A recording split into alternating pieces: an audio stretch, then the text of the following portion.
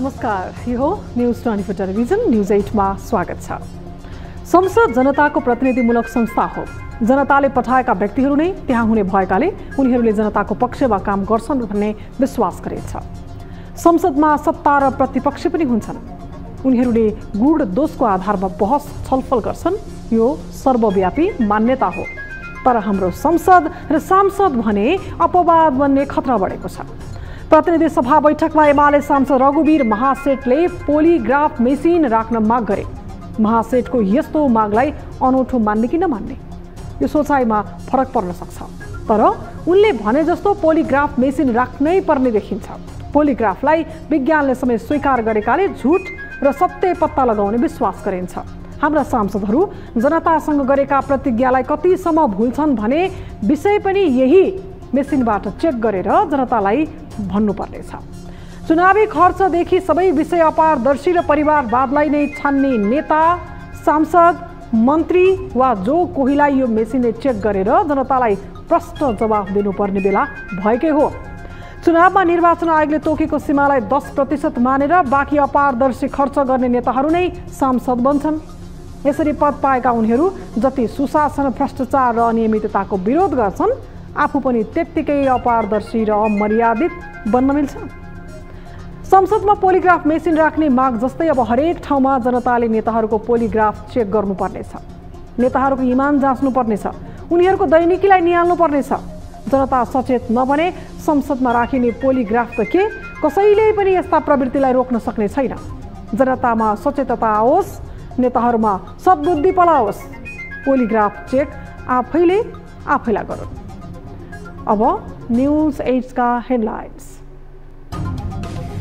एमालेमा अध्यक्ष केपी ओली सर्वे सर्वा बन्दै पुनः अध्यक्ष बन्न विधानमा रहेको 70 वर्षे उमेर हद हटाइयो। छद्मभेषमा उच्च तहका कर्मचारी पार्टीको कार्यकारी भूमिकामा रहेको आशंका। राजनीतिक दल र गठबन्धनको अवधारणा भुली नेताहरू बेलगाम बन्दै सस्तो लोकप्रियताका लागि मललाग्दी भाषण। सांसदहरू दिन प्रतिदिन असभ्य बन्दा संस्कारको खोजी। प्रतिनिधि सभा भन्दा अलि सभ्य देखेँ मैले। धन्यवाद सबैलाई। संसदमा बजेटमाथिको बहस जारी रहँदा सांसदहरू आलोचनामै सीमित। सत्ता पक्ष नै बजेटप्रति रुष्ट। प्रचण्ड, देउबा र अर्थमन्त्री केन्द्रीय बजेट ल्याएको माधवको आरोप।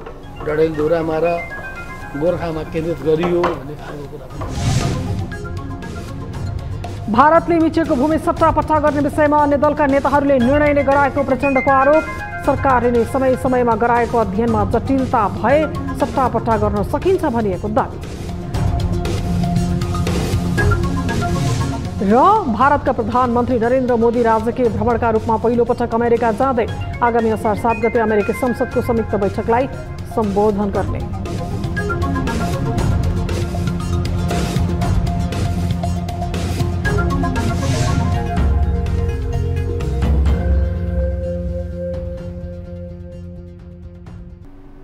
हामी निरन्तर न्यूजमा छौं। राजनीतिक स्थिरता खोज्ने दल र दलका शीर्ष नेताहरू आफै अस्थिर बनिदिँदा राजनीति मात्रै नभएर समाज नै भड्किलो र असभ्य बन्दै जाने परिस्थिति देखिन्छ। राजनीतिक गठबन्धन र आश्रयको भरमा चल्न थाले पनि यसले जनताका आकांक्षालाई पूरा गर्न नसकेको प्रश्न भइरहेको छ। तर नैतिकता, इमानदारिता र अनुशासनको पाठ सिकाउनेहरू नै किन यसरी असभ्य बन्दैछन् त? एक रिपोर्ट। जनताले छानेर पठाएका सांसदहरू अमर्यादित बनेको विषय नौलो होइन। सांसदहरू अमर्यादित बने पनि दलीय प्रणालीमा दलले उनीहरूलाई अनुशासन र नैतिकताको कस्सीमा राख्छ भन्ने विश्वास गरिन्छ। यस्तो विश्वासमाथि दलका शीर्ष नेताहरूले नै छरपष्ट वक्तव्य दिँदा भने राजनीति र दलहरूमाथिको आक्रोश थप चुलिदो छ। सरकारले ल्याएको बजेटमाथि संघीय संसदमा छलफल जारी छ। बजेटमाथि छलफलको क्रममा विभिन्न कोणबाट आलोचना, समर्थन हुनु स्वाभाविक पनि हो। तर आफ्नो पार्टीलाई गठबन्धनमा समावेश गराउने र सरकारमा पनि सहभागी भएर त्यही सरकारको उछितो काट्नु कतिको स्वाभाविक, यो आम प्रश्न बन्न पुगेको छ। अस्ट्रेलियाबाट फर्किएका नेकपा एकीकृत समाजवादीका अध्यक्ष माधव कुमार नेपालले बजेटबारे खरो टिप्पणी गरे। उनले प्रधानमन्त्री पुष्पकमल दाहाल प्रचण्ड, अर्थमन्त्री डाक्टर प्रकाश शरण महत र कांग्रेस सभापति शेरबहादुर देउवाको निर्वाचन जिल्लामा बजेट केन्द्रित रहेको भन्दै सस्तो र लोकप्रिय सुनिने गरी टिप्पणी गरे। बजेट कुन जिल्लामा के प्राथमिकताको आधारमा भयो भन्ने विषयमाथि संसदमै छलफल जारी छ। माधवलाई के आपत्ति आइलाग्यो र उनले विमानस्थलबाटै आफूलाई सञ्चार माध्यमको केन्द्रमा राख्न चाहे? यो अनौठो प्रश्न बन्न पुगेको छ। माधव नेपालले संसदमा बोल्न चाहेमा समय उपलब्ध नहुने विषय देखिन्न। उनले यही विषय संसदमा राखेको भए त्यसको प्रभाव छुट्टै पर्न सक्थ्यो। यसरी नै जनता समाजवादी पार्टी नेपालका अध्यक्ष उपेन्द्र यादवले पनि सरकार र बजेटको आलोचना गरे। संसदमा उनले बजेटले मधेसलाई उपेक्षा गरेको भन्दै फेरि मधेसको भक्तिगान गाए जस्तो गरी विषय प्रवेश गराए। तर उपेन्द्रले यो विषयमा कुरा उठाएपछि उनलाई गौर प्रकरणसँग जोडेर हेर्न थालिएको छ। सर्वोच्चमा गौर प्रकरणको प्रवेश र तत्कालीन समयमा माओवादी कार्यकर्ताकै हत्या भएकाले पनि उपेन्द्रले माओवादी केन्द्रको इसारामै मुद्दा सर्वोच्च प्रवेश गरेको ठानेको अर्थमा लिइएको छ। यद्यपि उपेन्द्रले मधेसलाई बजेटले उपेक्षा गरेको विषय उठाउनु स्वाभाविक भए पनि उनको संसद यात्रालाई अहिलेसम्म पनि केहीले सहज रूपमा लिन सकेका छैनन्। उपेन्द्र अधैर्य किन बनेको भन्दै प्रश्न समेत गर्न थालिएको छ। माधव र उपेन्द्र देखिएका पात्र भए पनि राजनीति जस्तै नेताहरू अस्थिर बन्दै गएका छन्। यसले दलीय राजनीति मात्र नभई सिङ्गो मुलुकको अवस्थालाई नै खलबल बनाएको तथ्य लुकेको छैन। अब दल, नेता र जनता बीचको सम्बन्ध स्थापित गर्दै राजनीतिलाई स्थिरतातर्फ लैजाने बेला भएन र? न्युज 24 टेलिभिजनका लागि राजनीतिक ब्युरो। पछिल्ला दिनहरूमा प्रतिनिधि सभा बैठकमा दृश्य रोचक, अमर्यादित र असभ्य समेत देखिने गरेका छन्। पछिल्ला दिनहरूमा प्रतिपक्षले प्रतिनिधि सभा बैठक अवरुद्ध गर्नेदेखि कपडा खोलेर नाङ्गै हुनेसम्मका हरकत पनि गरे। अझ प्रधानमन्त्रीमाथि टिप्पणी गर्ने क्रममा रासपा सांसदले त असंसदीय शब्द नै प्रयोग गरे। त्यसैले अहिले संघीय संसदका दुई सदनहरूबीच संस्कार र व्यवहारका विषयमा तुलना जनस्तरदेखि प्रधानमन्त्रीबाटै हुन थालेको छ। एक रिपोर्ट। नेपालमा संसदीय अभ्यासको इतिहास धेरै लामो छैन, तर यहाँ सांसदहरूले बेला बखत अनेक हरकत गर्छन्। संविधान जारी गर्दा ताका कुर्सी हानाहान गरी टाउकोमा हिर्काउनेदेखि पछिल्ला दिनहरूमा संसद बैठकमै नाङ्गिने कार्यक्रममा उत्रिने गरेका छन् सांसदहरू। संविधान सभाका दुई कार्यकाल सहित हालसम्म संसदीय अभ्यासमा रहिरहँदा सांसदहरूले बोलेका सयौं शब्दहरू रेकर्डबाट नै हटाउनु परेको छ। अझ आफूमाथि कसैले केही आरोप लगाउने बित्तिकै संसद बैठक चल्न नदिने, घेराउ गर्ने, कुनै पनि विषयमाथि टिप्पणी गर्दा असभ्य बन्ने प्रवृत्ति प्रतिनिधि सभाको जारी अधिवेशनमा थप बढेको देखिन्छ। यसरी सांसदहरू असंसदीय, असभ्य र उद्दण्ड व्यवहारमा उत्रिन थालेपछि अहिले संसदीय संस्कारमा सभ्यताको खोजी गरिँदैछ। पछिल्ला दिनहरूमा जनस्तरबाट समेत संसद बैठकहरूमा सांसद असभ्य भइरहेको भन्दै आलोचना भइरहेको छ। संसदीय व्यवहार प्रदर्शन गर्नेमा प्रतिनिधि सभाका सांसदहरू अग्रपंक्तिमा देखिन्छन्। प्रतिनिधि सभामा यसरी असभ्य शैली बढ्दै गएपछि राष्ट्रिय सभा र प्रतिनिधि सभा बीच देखिएको संस्कार भिन्नताबारे चर्चा हुन थालेको छ।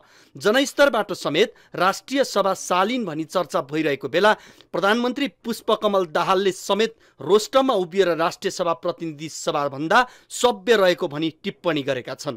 प्रधानमन्त्री पुष्पकमल दाहाल प्रचण्डले बुधबार राष्ट्रिय सभाका सांसदहरूको प्रश्नमाथि जवाब दिने क्रममा यस्तो टिप्पणी गरेका हुन्। भारत भ्रमणको विषयमा जवाब दिने क्रममा प्रचण्डले राष्ट्रिय सभा जे होस् सम्मानित नै रहेछ भन्दै खुसी व्यक्त गरे। भारत भ्रमणको विषयमा प्रतिनिधि सभा भन्दा राष्ट्रिय सभामा स्वच्छ वातावरणमा छलफल भएको प्रचण्डले बताए।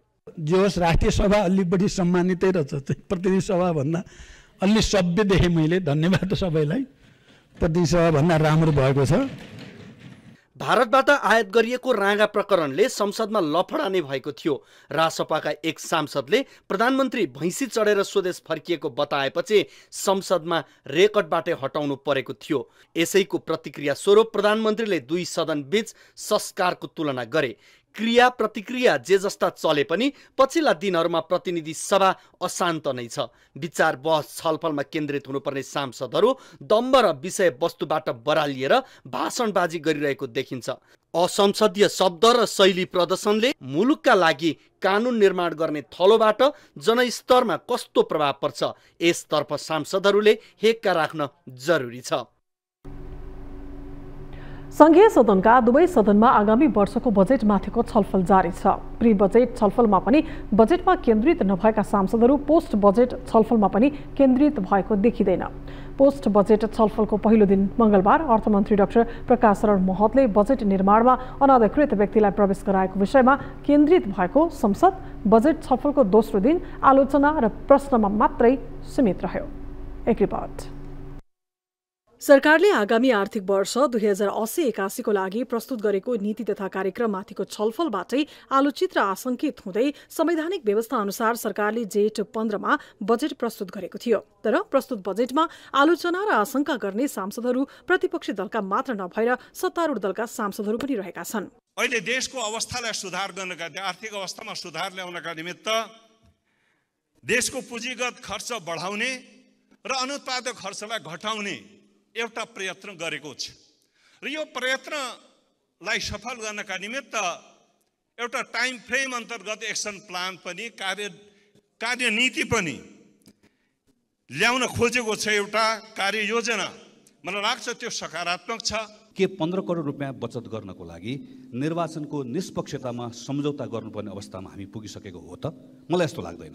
तर सरकारले हुलमुलमा आयोगहरू कटौती गर्दै गर्दा, हुलमुलमा कार्यालयहरू कटौती गर्दै गर्दा निर्वाचन आयोगको कार्यालय कटौती गर्नेतर्फ यथेष्ट ध्यान पुर्याएन भन्ने मलाई लाग्छ। त्यसैले आफूले गरेको गल्तीलाई समयमा सच्यायो भने त्यो गल्तीको दुष्प्रभाव हामीले बिहोर्नु पर्दैन। निर्वाचन आयोगको कार्यालय खारेज गर्ने निर्णयलाई तत्काल सच्याउनका निम्ति म नेपाल सरकार। यता प्रतिपक्षी दलका सांसदहरू त छन्, सुझाव भन्दा आलोचनामै समय बिताइरहेका छन्। सुझावको साटो एमाले सांसदहरूले पार्टी अध्यक्ष केपी शर्मा ओलीको गुणगान गाए। बजेट छलफलका लागि रोस्ट्रममा पुगेका एमाले सांसद गोकुल बास्कोटाले बजेटमा सुझाव दिनुको सट्टा विकासको मानक केपी ओली बाहेक अरू कुनै प्रधानमन्त्री हुन नसकेको दावी गरेका छन्। र एउटा कुरा हेक्का होस्, विकास कस्तो हुन्छ, स्वाधीनता कस्तो हुन्छ, राष्ट्रिय पुनर्निर्माणको अभियान कस्तो हुन्छ, रेस्टोरेसन एज कस्तो हुन्छ भन्ने कुराको मानक केपी ओली बाहेक अरू कुनै प्रधानमन्त्री भएनन्, होइनन्। रचनात्मक प्रतिपक्ष भन्दै आएको राष्ट्रिय स्वतन्त्र पार्टीले आर्थिक वर्ष 2080-81 को राजस्व र व्ययको वार्षिक अनुमानमाथिको जारी छलफलमा बजेट वैज्ञानिक नभएको तर्क गरेको छ भने अर्को बजेटमा जनताले सास फेर्नका लागि पनि कर तिर्नुपर्ने हो भन्दै अर्थमन्त्री महतलाई प्रश्न गरेको छ। अर्थमन्त्रीज्यूलाई अब त तपाईले अर्को वर्ष सासमा पनि कर लाउनुहुन्छ, हरेक सासको कति मोल लिनुहुन्छ? यो सदन पटक पटक राजनीतिक हिसाबले रोकिया छ। जनताको लागि चाहिँ अब चाहिँ हामी रोक्छौँ। यस्तो गरिबहरूलाई बढी गरिब बनाउने कर चाहिँ नि यो स्वीकार्य छैन, यसको त विरोध गर्छौँ। च्याट जीडीपी को जमानामा योजना त जसले पनि बनाउन सक्छ, हामीलाई रणनीति चाहिएको छ, योजना होइन। योजना पर्याप्त छ हामीसँग, तर रणनीति नबनाएसम्म हामी यस्तो बजेटहरू यो एउटा कर्मकाण्डी तदर्थवाद भन्छौँ नि हामी, एडोक्निजम, त्यो तदर्थवादको कर्मकाण्डी मात्र हुने हो। त्यसैगरी सत्ता पक्षका दलका अन्य सांसदहरूले पनि बजेटमा सुझाव दिएका छैनन्। बजेट छलफलका लागि रोस्टरमा उभिएका सांसदहरूले आर्थिक वर्ष 2080-81 को बजेट समाजवाद विमुख भएको टिप्पणी गरेका छन् भने मध्य प्रदेश र तराईका जिल्लालाई सबैभन्दा कम बजेट दिएर विभेद गरिएको आरोप पनि लगाएका छन्। मंगलबारबाट संघीय संसदको तल्लो तह अर्थात् प्रतिनिधि सभा र बुधबारबाट संघीय संसदको माथिल्लो तह राष्ट्रिय सभामा आगामी वर्षको बजेटमाथि छलफल भइरहेको छ। तर यो छलफलले आगामी वर्षमा सरकारले बजेट कसरी परिचालन गर्नुपर्ने हो भन्ने विषयमा निचोड निकाल्न सकेको छैन। न्यूज 24 टेलिभिजनका लागि टिभी जर्नलिस्ट सुस्मिता बानियाको रिपोर्ट। पछिल्लो समय नेपाली राजनीतिमा नेतृत्व हत्याएर वर्षौंसम्म रजगज गर्ने परिपाटी रोग नै बनेको छ।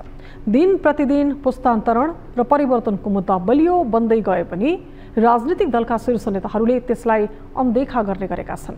पार्टी सत्ता स्थायी हुने ठानेका नेताहरूले आफूले पाएको जिम्मेवारी लामो समयसम्म कसरी हत्याउन सकिन्छ भन्ने ध्यानमा रहँदा पनि नेतृत्व हस्तान्तरण जटिल बन्ने गरेको छ। पछिल्लो समय एमाले लगाएको उमेर हद हटाउने विषय पनि यसैको वरिपरि रहेको बुझ्न कठिन छैन। एक रिपोर्ट। नेपाली राजनीतिमा लामो समयदेखि पुस्तान्तरणको मुद्दा निकै जोडतोडले उठ्ने गरेको छ। एउटै व्यक्ति लामो समयसम्म सत्ता र पार्टीको नेतृत्वमा बस्दा राजनीति मात्रै होइन, विकास र सुशासनमा समेत प्रत्यक्ष प्रभाव पर्ने भन्दै आलोचना पनि हुने गरेको छ। प्रमुख राजनीतिक दलभित्रै पनि बारम्बार नेतृत्व परिवर्तनका लागि बहस नभएका पनि होइनन्, तर दलभित्रको पुस्तान्तरणको मुद्दा नारामा मात्रै सीमित हुने गरेको छ। ठूला या साना सबै दलले नयाँ पुस्तालाई नेतृत्वमा अगाडि बढाउने कुनै प्रयास गरेको देखिँदैन। यो विषयलाई पार्टीभित्रको दोस्रो पुस्ताले पनि उठाउन सकेको छैनन्। प्रजातान्त्रिक मूल्य मान्यतालाई लामो समयदेखि अँगालेको दाबी गर्ने कङ्ग्रेसमा समेत यो अभ्यास तीव्र देखिन्छ। कोइराला विरासतका नेता हुन् वा शेरबहादुर देउबा नै किन नहुन्, उनीहरूले जीवनको अन्तिम क्षणसम्म पनि पार्टी नेतृत्वका लागि यस्तो आसक्ति देखाएकै छन्। तर देउबाले भने अब सभापतिका रूपमा आफ्नो कार्यकाल यो नै अन्तिम रहेको घोषणा गरिदिएका छन्। यो व्यवहार त लागू हुने नहुने विषय भने अहिले नै निर्क्योल हुन सक्ने अवस्था भने पक्कै पनि छैन। यसरी नै प्रमुख प्रतिपक्ष दल नेकपा एमालेमा त झन् अध्यक्ष केपी ओली नै सर्वेसर्वा बन्दै गएका छन्। 2 पटक प्रधानमन्त्री र 2 कार्यकाल पार्टी अध्यक्ष भइसकेका ओलीको नेतृत्व चाह अझै पनि पूरा हुन सकेको छैन। अझै एक पटक देशको कार्यकारी प्रमुख हुन चाहेका ओलीलाई सहज हुने गरी मंगलबार एमालेले पार्टी विधानमा रहेको 70 वर्षे उमेर हदको प्रावधान निलम्बन गर्ने निर्णय गरेको छ। यसअघि एमालेको विधानमा कार्यकारी नेतृत्वमा निर्वाचित वा मनोनित हुन 70 वर्षे उमेर हदको प्रावधान थियो। सोही प्रावधानलाई निलम्बन गरेर ओलीले फेरि एकपटक नेतृत्वमा पुग्ने बाटो खुला गरेका छन्। अबदेखि 70 वर्ष उमेर पूरा भए पनि सबै तहका कार्यकारी कमिटीको पदाधिकारी वा सदस्यमा निर्वाचित वा मनोनित हुन सक्नेछन्। एमालेको यो प्रावधानले अध्यक्ष ओली र केही नेताहरूलाई फाइदा गरे पनि दोस्रो पुस्ताका नेता अध्यक्ष सहितका अन्य कार्यकारी पदमा छिट्टै पुग्ने बाटो भने बन्द भएको छ, जुन कुराले एमालेमा पुस्तान्तरणको विषयलाई झनै पर धकेलिदिएको छ। नेपाली राजनीतिको धुमिल चरित्रलाई सुधार गर्ने र परिवर्तन ल्याउने हो भने तेस्रो पुस्ताका नेताहरूलाई अगाडि बढाउनु पर्ने तर्क विश्लेषकहरूले गर्दै आएका छन्। तर चलखेल गरेरै भए पनि आफ्नो नेतृत्व टिकाइराख्ने नेपालका नेताहरूको चरित्रले तत्काल यो सम्भावना भने देखिएको छैन। न्युज 24 टेलिभिजनका लागि टिभी जर्नलिस्ट शीतल रिजाल, काठमाडौँ। न्युजहरू अझै बाँकी छन्, अब पालो ब्रेकको।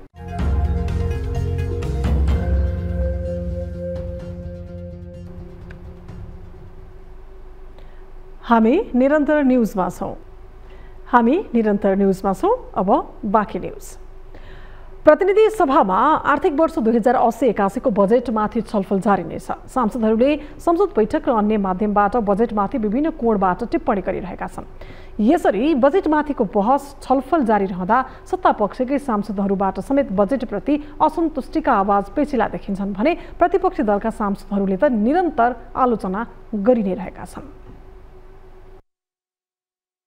बजेट जति सबै डडेलधुरामा र गोर्खामा केन्द्रित गरियो भन्ने खालको कुरा पनि मैले सुने। नुवाकोटमा पनि लगेर तेस्रो जिल्लाको रूपमा नुवाकोटलाई पनि पारेर त्यही नै बाँकी तिमीहरूको सबैको बाँकीको त्यही ठाउँ हो भने गरिएछ। अब यो सबै कुराहरू सुन्नमा त आयो। बजेटले के गरेको छ? 6% प्रदेश सरकार, 16.8% स्थानीय सरकारलाई विनियोजन गरिएको छ। यो रकम विनियोजन विधेयक, नीति कार्यक्रम र बजेट वक्तव्य समेतको संविधान, नीति कार्यक्रम र यो विनियोजित बजेट वक्तव्यको समेत विपरीत बजेट निर्माण गरिएको छ। खर्च कटौतीको कोणबाट हामीले यसलाई हेरेको हो भने वर्षमा यो काम गरे बापत अधिकतम 15 करोड रुपियाँभन्दा बढी बचत हुने अवस्था देखिँदैन। के 15 करोड रुपियाँ बचत गर्नको लागि निर्वाचनको निष्पक्षतामा सम्झौता गर्नुपर्ने अवस्थामा हामी पुगिसकेको हो त? मलाई यस्तो लाग्दैन। तर सरकारले हुलमुलमा आयोगहरू कटौती गर्दै गर्दा, हुलमुलमा कार्यालयहरू कटौती गर्दै गर्दा निर्वाचन आयोगको कार्यालय कटौती गर्नेतर्फ यथेष्ट ध्यान पुर्याएन भन्ने मलाई लाग्छ। अहिले अदालतबाट सरकार बनिसके पछाडि जुन सार्वजनिक खरिद निर्माण बन्यो त्यो सबै सेटिङको आधारमा बन्यो। निर्माण खास निर्माण व्यवसायीको हितको लागि बन्यो। त्यसैले यसलाई परिमार्जन गर्नुपर्छ, यसलाई परिवर्तन गर्नुपर्छ। के कारणले गरिब चढ्ने कारमा बढी ट्याक्स लाग्ने, कम किलोवाटमा, ठुलोमा घटाउने? जेनेभा कन्भेन्सनमा यहाँ पूर्व स्वास्थ्य मन्त्रीजी पनि यही हुन्छ। जेनेभा कन्भेन्सनमा के भनेको छ कि चुरोटमा 75% भन्दा कम ट्याक्स नलगाऊ। यही हाम्रो सार कन्ट्री श्रीलङ्कामा 77% ट्याक्स छ, तर चुरोटमा कति बढाइएको छ? 3.19%। सरकारी अनुदानका धेरैजसो कार्यक्रममा टाठाबाठा हुने खाने र पहुँचलाकै हालिमुहाली हुने गरेको छ। विपन्नका लागि आउने अनुदानका कार्यक्रमहरू पनि बिचौलियासँग सेटिङ मिलाएर सम्पन्नले नै हात पार्ने गरेका थुप्रै उदाहरणहरू छन्। जग्गाको स्वामित्व भएका विपन्न परिवारलाई सरकारले घर बनाइदिने भन्दै सुरु भएको जनता आवास कार्यक्रममा समेत यस्तै भएको आरोप छ। जनता आवास कार्यक्रममा ओखलढुङ्गाका धेरैजसो स्थानमा पहुँचवालालाई सम्पन्नकै हालिमुहाली देखिएको छ। एक रिपोर्ट। गरिब विपन्न तथा घरबार विहीनलाई सरकारले घर बनाइदिने योजना अनुरूप सुरु भएको जनता आवास कार्यक्रममा ओखलढुङ्गामा बिचौलिया र पहुँचवालाकै हालिमुहाली भएको पाइएको छ। विशेष गरी जग्गाको स्वामित्व भएका तर घर बनाउन नसक्नेहरूका लागि दिइएको उक्त सुविधा ओखलढुङ्गामा भने बिचौलियासँगको सेटिङमा हुने खानेले नै लिँदै आएको तथ्य बाहिरिएका छन्। भूकम्पले घर भत्काएको तर लाभग्राहीमा नपरेका कारण बस्ने ठाउँ समेत नभएको लगायतका कारण देखाउँदै सम्पन्नले उक्त सुविधा लिँदै आएका छन्। यसरी सुविधा लिनेमा मावि तहका शिक्षक, कर्मचारी, पेन्सनवाला, नेपाल प्रहरीका परिवार, सरकारी जागिरेका परिवार समेत छन्। 2-3 पटक पनि मैले कोसिस गरेँ, पछि भर भन्नु भन्यो, अनि पहिले परेन, अनि त्यसपछि पछि भर भन्नु भन्यो, पछि भरेँ। एकचोटिको फाइल हराइदिएँ नगरपालिकाबाट, अनि त्यसपछि फेरि भरेँ मैले, अनि फेरि भर्दाखेरि चाहिँ पनि परेन। निवेदन चाहिँ हालिराख्नुहोस्, अनि त्यहाँबाट चाहिँ यहाँ कुनै कार्यक्रम आयो भने तपाईँको घर लडेको हो, अनि त्यहाँबाट सम्भावना रह्यो भने पारिदियो के अरे हुन्छ भन्नुभएको थियो।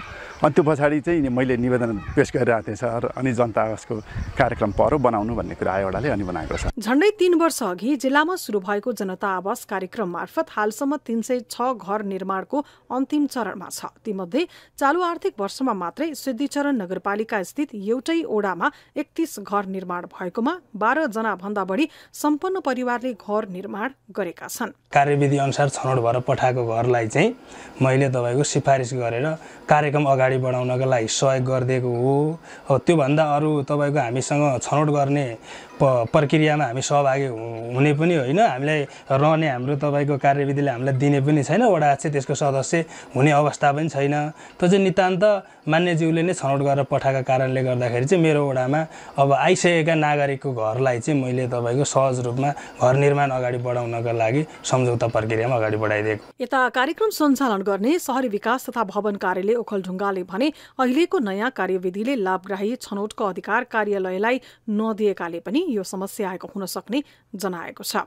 अब के कति अब नपाउनेले पाए है, अब मैले पनि सुनेको छु, हल्ला मैले पनि सुने, तर उहाँलाई हामीले के गरेको छौँ भन्दाखेरि बकाइदा सम्बन्धित वडाबाट तपाईँले सिफारिस ल्याउनुहोस्, तपाईँ विपन्न हो कि एकल महिला हो कि सीमान्तकृत हो कि भनेर बकाइदा सबैले वडाबाट सिफारिस ल्याउनुपर्छ। वडा अध्यक्षले सिफारिस दिनेपछि अब हाम्रो एज अ पर्सनल्ली त अफिसबाट त सबैलाई चिनिँदैन, स्थानीयहरू, म यहाँको स्थानीय पनि होइन होइन। त्यसैले हामीले सबै जिम्मा भनौँ न लाभग्राही छनौटको माननीय वडालाई भएकोले, वडा अध्यक्षज्यूलाई भएकोले त्यहाँबाट जे डाटा आउँछ त्यो अनुसारले हामीले कार्यक्रम अगाडि बढाउन गरेछौँ। केही सरोकारवालाले भने दलका कार्यकर्ता तथा बिचौलियाले प्रति व्यक्ति 50,000 रुपैयाँसम्म कमिसन लिएर लाभग्राही छनौट गरेको आरोप समेत लगाएका छन्। तर लाभग्राहीले भने आफूहरूले कसैलाई कुनै कमिसन नदिएको बताउने गरेका छन्। न्यूज 24 टेलिभिजनका लागि ओखलढुङ्गाबाट टिभी जर्नलिस्ट राज दयालको रिपोर्ट। अब इन्टरनेशनल न्यूज।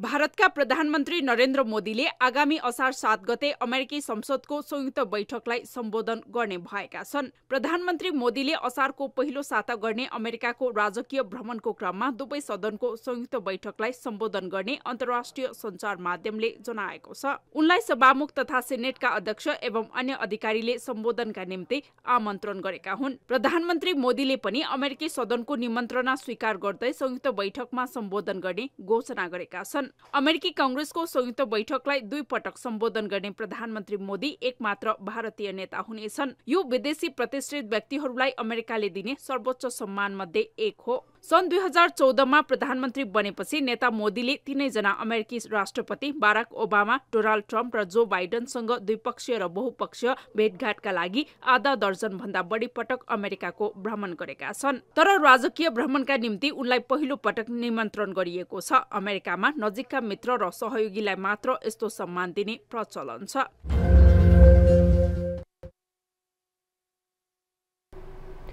अब वेदर अपडेट।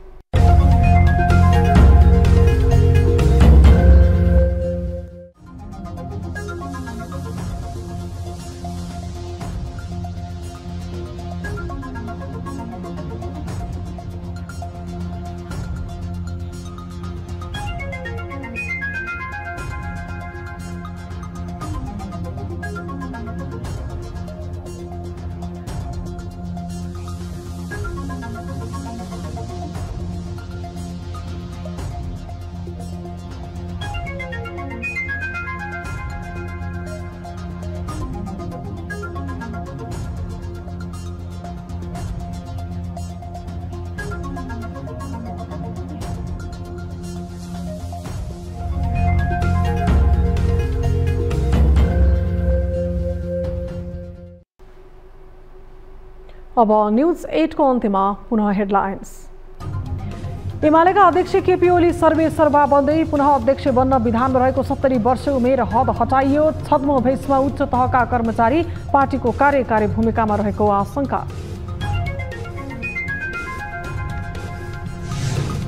राजनीतिक दल र गठबन्धनको अवधारणा भुली नेताहरू बेलगाम बन्दै। सस्तो लोकप्रियताका लागि मनलाग्दी भाषण। सांसदहरू दिन प्रतिदिन असभ्य भन्दा संस्कारको खोजी। प्रतिनिधि सभा भन्दा अलि सभ्य देखेँ मैले। धन्यवाद सबैलाई। संसदमा बजेटमाथिको बहस जारी रहँदा सांसदहरू आलोचनामै सीमित। सत्ता पक्ष नै बजेटप्रति रुष्ट। प्रचण्ड देउबा र अर्थमन्त्री केन्द्रित बजेट ल्याएको माधवको आरोप। डडेलधुरामा र गोर्खामा केन्द्रित गरियो भन्ने खालको कुरा। भारतले मिचेको भूमि सट्टापट्टा गर्ने विषयमा अन्य दलका नेताहरूले निर्णय नै गराएको प्रचण्डको आरोप। सरकारले नै समय समयमा गराएको अध्ययनमा जटिलता भए सट्टापट्टा गर्न सकिन्छ भनिएको दावी।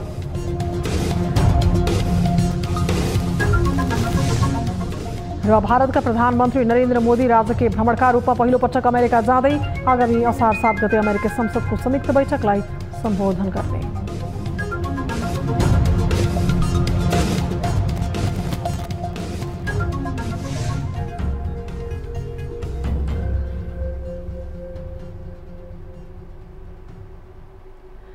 न्युज 8 अहिलेलाई यति नै। जाँदा जाँदै ताली र गालीका लागि हामीले सोधेको प्रश्न। अमेरिकाको राष्ट्रपतिलाई जस्तै उच्च कोटीको स्वागत सम्मान भारतले आफूलाई दिएको दावी प्रधानमन्त्री पुष्पकमल दाहाल प्रचण्डले गर्नुभएको छ। प्रधानमन्त्रीको यस्तो दावी भ्रममा आधारित छ भनेले तालीमा र छैन भनेले गालीमा। हाम्रो पात्रको एप्लिकेसनमा गएर भोट गर्न सक्नुहुनेछ। थप न्युजका लागि हाम्रो वेबसाइट www.news24nepal.com हेर्नुहोला। साथै हामीलाई फेसबुक, ट्विटर र युट्युबमा पनि फलो गर्न सक्नुहुनेछ। यस्तै मोबाइल, भाइबर र इमेलबाट 24 हेल्प डेस्कमा कुनै समस्या र गुनासो छन् भने सम्पर्क गर्न सक्नुहुनेछ। अहिलेलाई बिदा दिनुहोस्। हामी निरन्तर न्युजमा छौँ। नमस्ते।